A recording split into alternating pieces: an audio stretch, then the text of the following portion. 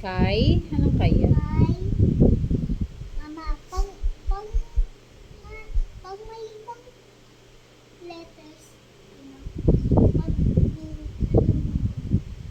pag yung bulak mo to, tapos may O na tapos may ibang letters na di okay.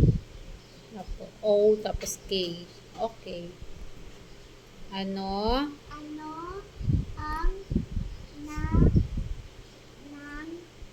nangyari kay Miko? O, ano daw ang nangyari kay Miko?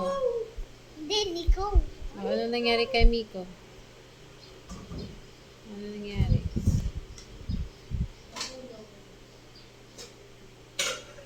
Isip mo muna. Basahin ko ulit. Nagmamadali si Miko. Bumaba siya ng hagdan. May balat ng saging sa hagdan. Hindi ito nakita ni Miko. Siya ay nadulas. O, ano daw ang nangyari kay Miko? Si Miko ay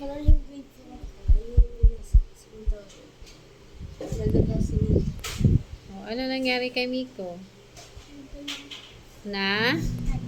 Bakit siya nadulas?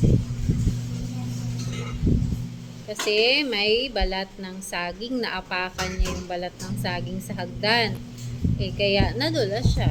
Kaya pag sa baba na, Oo, untog na siya.